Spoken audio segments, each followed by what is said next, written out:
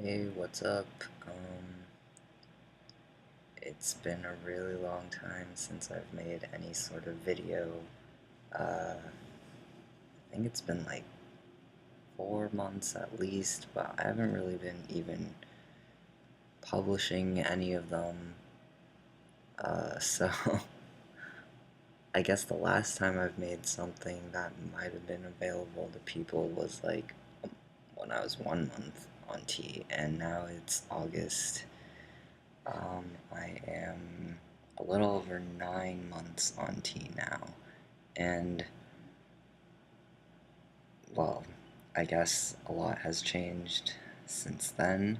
Um, Clearly, my voice is different.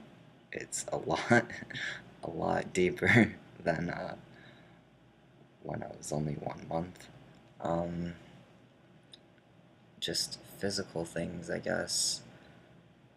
I feel like something about my hair is different. I don't know if it actually is.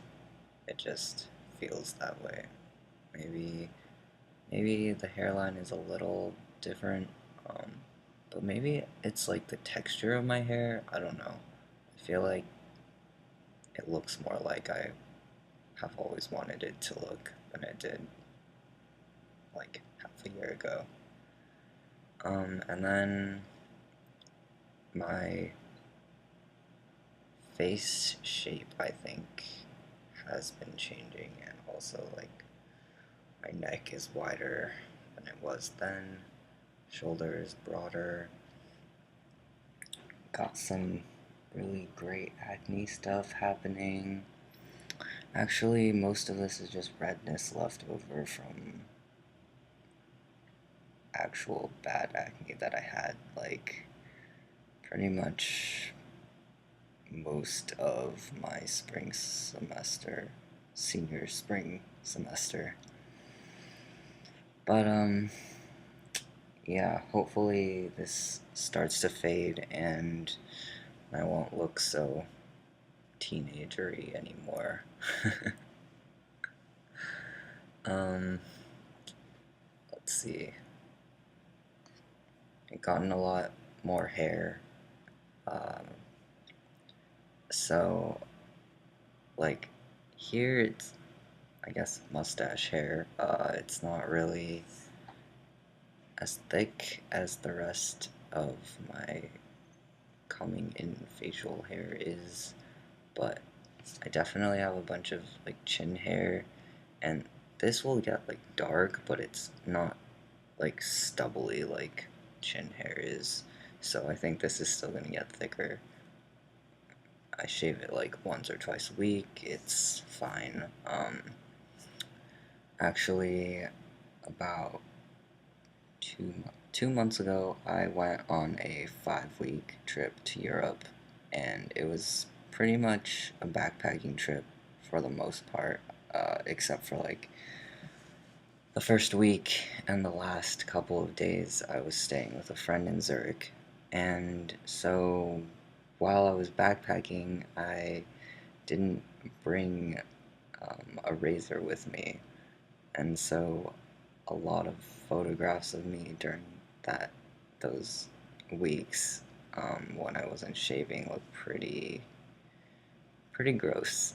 So I was definitely glad to reunite with um, shaving supplies. It's just like, you get this like faint kind of, it doesn't look like anything substantial, but it just looks like, like a kid going through puberty, and it's just not very good looking.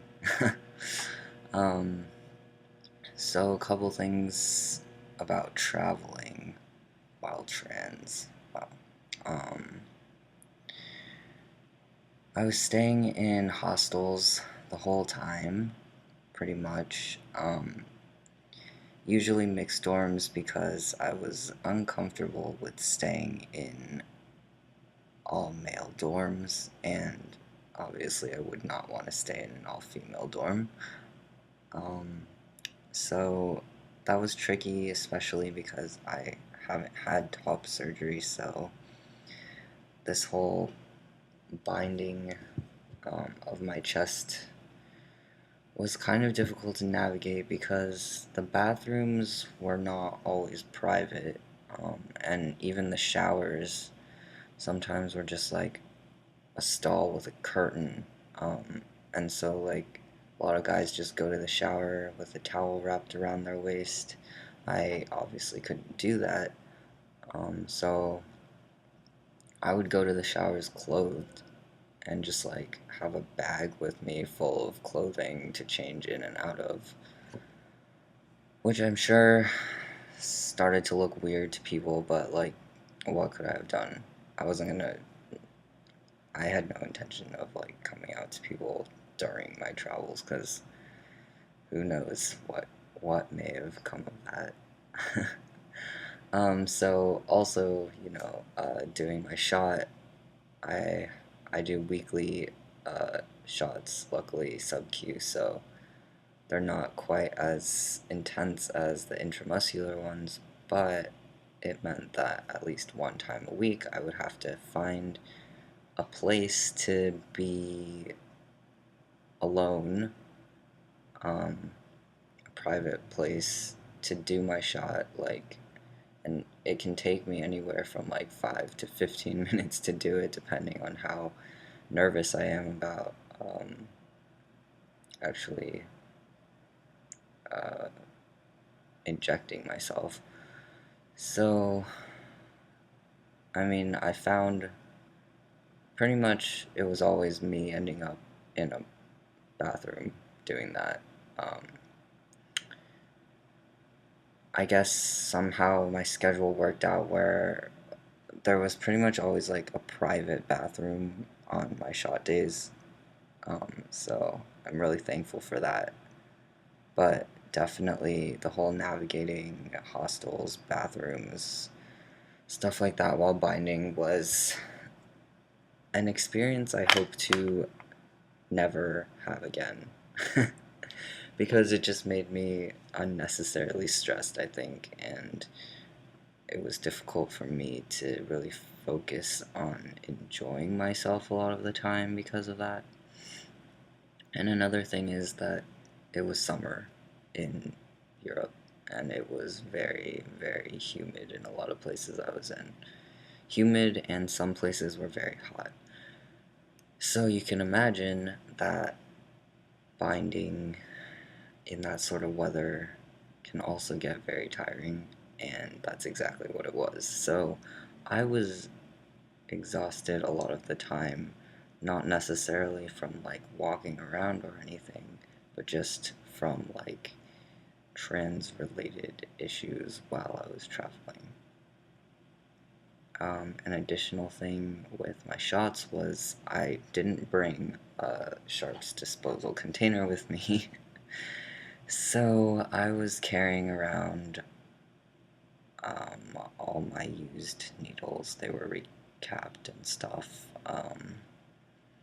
in a separate bag so I wouldn't use them again. And I intended to, like, if I ever came across a sharps container, they're really pretty much in all the airports in the States I've seen have them in their bathrooms. And some hotels will have some way of disposing them also. But in my experience in Europe, they were definitely not as widely found. And so I ended up I actually never found a sharps disposal in the Zurich public bathrooms, which you have to pay like 50, 50 cents in Swiss francs, or like up to 1 Swiss franc probably, to use. Some of those actually have like a little hole in the wall, and that's for sharps. But I never was carrying them with me when I used one of those, so I ended up just having all my used needles by the time I came home, and I just got rid of them at home. So the whole flying with those flying with needles and flying with used needles definitely made me pretty anxious also because I didn't know what security would say. So I actually only flew twice, um, carrying carrying on in my hand luggage my needles.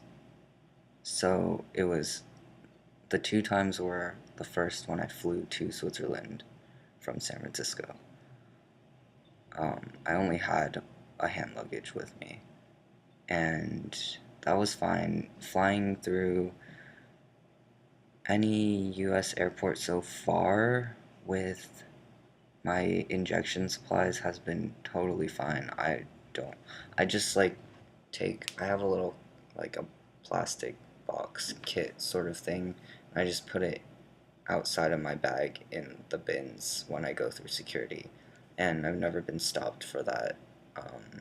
I never have to like tell the security officers what it is, but if that were to happen, I have my prescription on there, so it's not really a problem. Um, Although going through the scanners with the TSA, the binder almost always shows up for some reason, especially like right here, and so I always get like patted down in the chest um, by the TSA. The thing is, they have never asked me what my binder is. Like, obviously, you can feel that the fabric is stiffer there, um, but they always just let me go after they do that. So, if anyone is anxious about binding going through security, that's the only thing I've ever encountered. Um, yeah, but anyway, with the needles, the second time I flew through in my hand luggage with that was when I was flying from Rome to Vienna. Um, I had my kit out in the bins just like I do in the States, but they had to go. They actually scanned it um, more than once through the X-ray things, and then security pulled me aside, and they said they had to hand inspect it. Um, they weren't as polite as I thought they would be, I guess. Um, they kind of just like, at least they pulled me aside, of course, but it was a woman, and I assume it was a woman. She um, just like pulled the box out and like started flipping through everything. She was wearing gloves, so I'm sure it was like somewhat sterile. I have a little like weird stuff about um, dirtiness, but anyway, she went through it, and then she kind of like looked and saw that I had a prescription for my tea. I don't think she read it. I think she just saw that it was like a vial of injectable something with my needles and syringes next to it. So she kind of just like closed it and then let me go. But for some reason that made me really, really, really nervous, and I was scared that she was gonna ask me all these questions. She didn't do that. So I was able to take it and just go to my flight. But I was really self-conscious after that. I was afraid that people in the airport would be like asking questions, not necessarily directly to me, but like I feel like in the airport people don't really care about other people. Mostly we just want to catch our flights. And then I only flew once or twice after that, but uh, I put my injection stuff in uh, my checked baggage, so I never had that issue again when I was going through security. And other than that, I was going on buses, and they don't check the stuff that's in your bags then. So that's basically some of my experiences. while traveling. Another thing is, people can never tell how old I am. For the record, I'm 22 now. I turned 22 while I was in Prague, actually. Uh, but so I have been consistently ID'd everywhere. I don't really blame anyone because if everyone is telling me I look young, then I must look young. But I noticed, so I also was, my hair was growing out a lot while I was traveling, and in addition to the not shaving, I think that just made me look older. And then eventually I got a haircut and shaved, and then when I was anywhere trying to buy beer, in some of these places, the age is 16 to buy these things. I was still carded. Um, I guess I just look really, really young sometimes. I think now, I think when my hair is a little longer, I look older. But once it gets like poofy, it just looks bad. Which is the point I'm getting to soon, so I'll cut it soon. But that is beside the point. Um, anyway, when I turned 22, I decided to do this thing called, well, I made it up. I don't know if it's a thing that people do, but I called it the beer challenge, which was to drink a beer for 22 days to celebrate my 22nd birthday. This was pretty easy because I was in Europe and there's a lot of beer in Europe. Um, the only thing was that every time I bought a beer, I was ID'd. So it came to be annoying, but I pretty much expected it every time, so at least, like, I was prepared with identification. Um, yeah, but I noticed that, I think I started developing a beer belly. I'm done with that challenge now. But so that goes to show that tea is having an effect, definitely, because the fat likes to be in my gut area instead of in my legs and butt and stuff. There is still fat there, but definitely not as much as when I started tea. And finally, last thing I wanted to talk about was that I am now a grad student. I have moved to upstate New York, um, Ithaca, New York, and that's been interesting. So I think I've been really hyper aware of how people read me here, especially on campus. I don't know. I don't know what I'm gonna do if I'm going to be out to people I know or not, but I'm hoping to become at least more involved in the trans community here, either just like participating in any sort of like community stuff. Like, I think there's a support group um, that I'm thinking of attending, and I don't know about on campus, but at least I feel like when I first started transitioning in college, I didn't actually know anyone personally who was trans on campus. So it was a really isolating sort of experience, I guess. I actually did a photo project in photography class I was taking, and it turned out to be like a self-portrait thing, but related to being trans. And some of the comments that people said were like, I get the feeling that you're really isolated in these photos, and I didn't think that much about it before they said it, but I think it is true. It is true to a degree. So I'm hoping that I'll find a little more community or something along those lines here. Um, Again, I don't know for sure what's gonna happen. And I am in engineering. So, it doesn't seem like people talk about themselves that much in science in general. So, like, I don't know how relevant it'll be that I'm trans, but I'm I'm still definitely thinking about how I'm going to talk to people about it if I will. Um, but for now, I don't think I'm going to tell anyone. Um,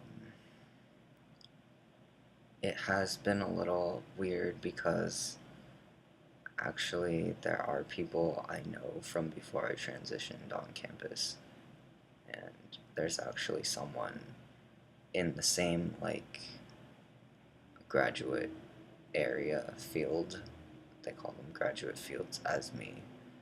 Um, and I think she knows what my name is now because she's seen it. She's seen me write it down in places, but I don't know if she's made any connection. I don't know um, how closely my appearance resembles what it was like a couple years ago. So maybe I'll update more on that if anything comes of it. I've been thinking of just like talking to her directly about it, but I don't know if that'll be weird because I don't know, like, I don't know how to like acknowledge her even. Pretend I'm a stranger, pretend I know her from somewhere, or like, I mean, I do know her from my past, but I don't know if she knows that she knows me. She probably thinks I look familiar, but I don't know. And finally, uh, I know I said finally earlier, probably like 5, 10 minutes ago, but the last thing is that I'm just trying to establish all like my health, medical care stuff here. Found like the healthcare on campus is really good, really trans friendly. Um, Working on finding a therapist, and I am very, very seriously looking into top surgery in the next year. Um, and I think our insurance, the student health insurance, covers it to some degree, and I think that my mom's insurance, which I'm also covered under, covers some at least. So I have a consultation in about a month, um, and we'll see how all that goes. But in the meantime, this is what's been going on with me. Um, and one last thing, socially, pretty much got the name. Everyone calls me the right name, right pronouns. Family is really good. My dad has started calling me. We got a dog. He got a dog, and essentially, the dog is his third child. So he calls the dog little brother in Chinese, but then calls me older brother in Chinese now. So that's pretty cool. My mom is mostly talks gender neutrally, which is fine by me. Once in a while, she'll um, gender me like as male in whatever words she's using, which is nice too. Um, my sister's really great. One odd thing is like one of my cousins, I thought he knew because he knows my name is different and stuff, but like he referred to me as my sister's sister once, like a week ago. So that's a little confusing. But yeah, we'll see what comes of that. And this video is incredibly long now. So um, yeah, that's it for now. 9 months. This is my voice. Um, it's lower. I can't sing very well anymore. Hopefully I can in time. And I'll update again soon, hopefully. Alright.